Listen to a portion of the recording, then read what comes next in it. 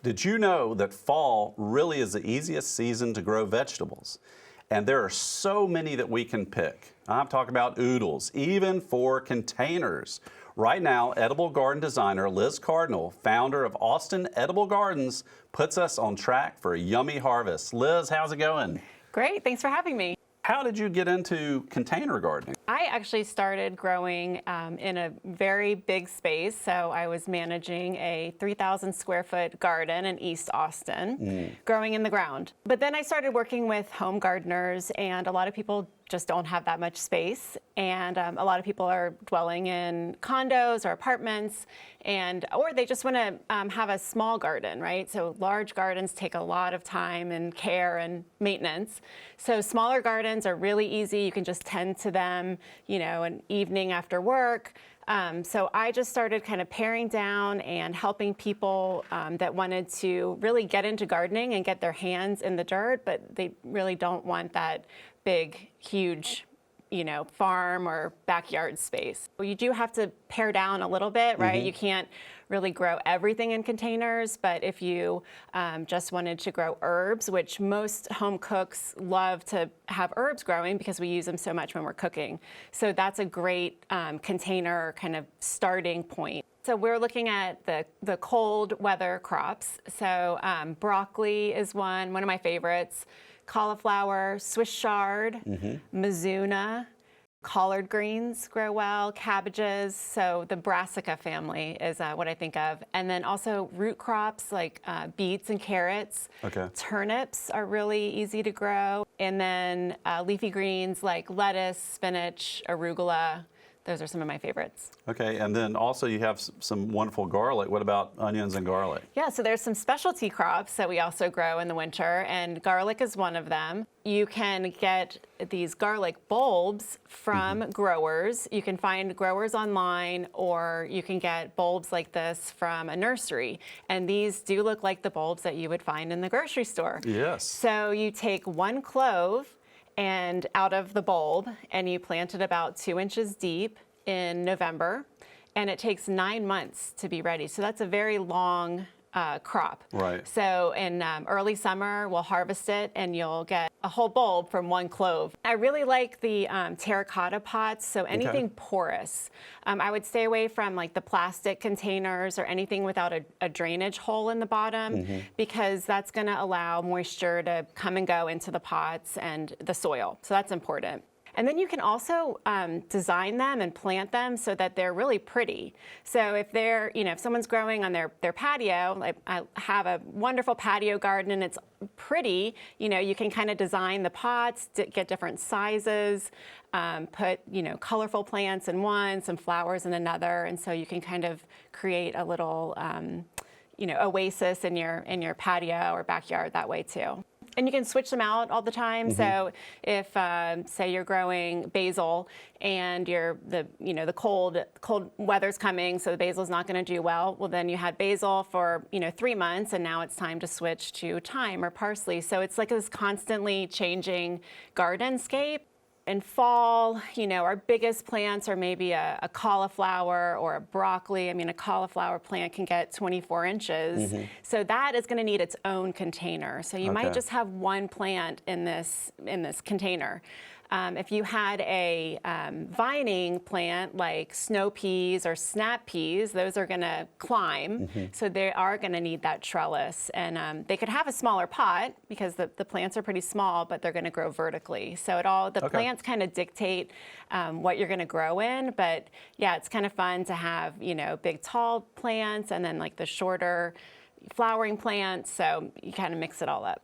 This is a great way to farm on a smaller scale. So, I mean, I think what comes to my mind immediately are like carrots or some of the leafy vegetables. But I mean, let's go into it. What do you usually grow, or what can people do? I mean, it seems like there's a really wide palette available for them. There is, and there are more challenging plants to grow in pots and easier plants to grow in pots. So one thing to consider when you're designing and starting your container is, are you going to start with a transplant, an already grown, small plant that you would buy at your local nursery, or are you going to use seeds? And the plants, some plants really like to grow from seed, like carrots. We're always going to seed a row or a pot of carrots from seed. You're not going to go buy a carrot transplant.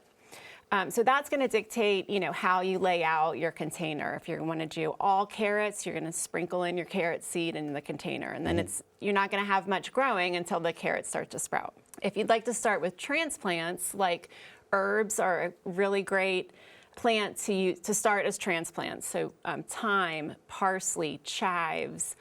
You can go buy your little 4-inch transplants and go ahead and plant them in your pot, and then you already have this pretty good looking container that's ready to start harvesting too.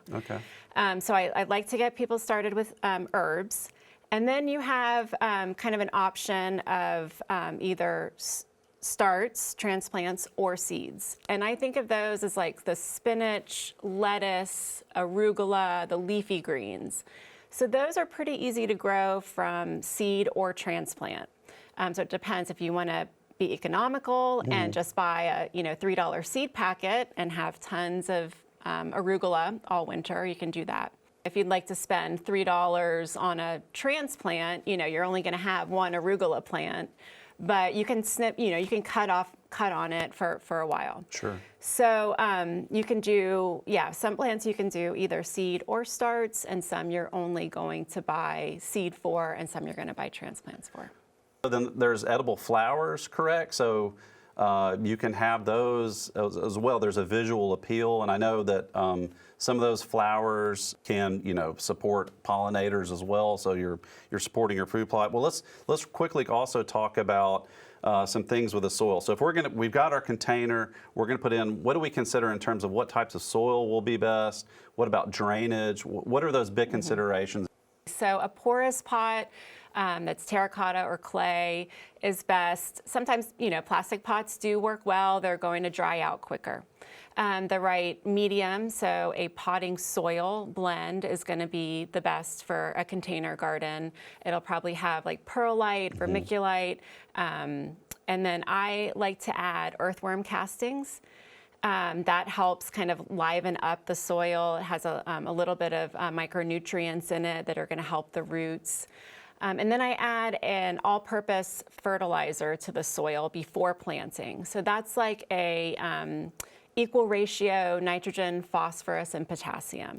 You might see like a 10-10-10 on the label, or a 5-7-3 or something like that. So the numbers are pretty close in common. So we're going to add that to the pot with the potting soil and the earthworm castings. And I like to wet the soil first because that potting soil is a little bit drier, and sometimes it just drains right away. So you want to get that soil really nice and moist before you even start planting. Once your soil is ready, you're going to put your seeds or your transplants in and water again after planting.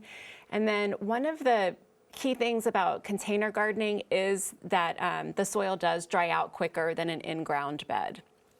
So you, as the gardener, are in control of the water, so you have to constantly be checking to make sure if it's too dry, you need to add water. On the other hand, you don't want to overwater.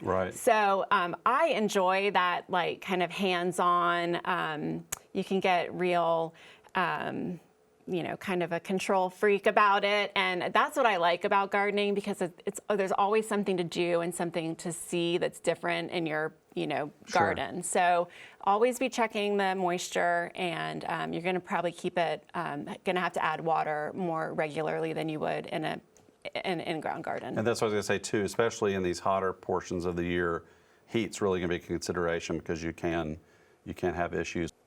Really quickly, how can people get in touch with you if they want to know more about container gardening? Well, I have a small consulting business called Austin Edible Gardens, and you can find me at austinediblegardens.com. I also do a lot of educational videos on Instagram, which is also Austin Edible Gardens. Okay. Well, Liz, thank you so much for coming by. This has been awesome. I think this is a great option for people. And again, you can sort of toe dip your way into gardening. But we appreciate you coming and sharing everything with us today.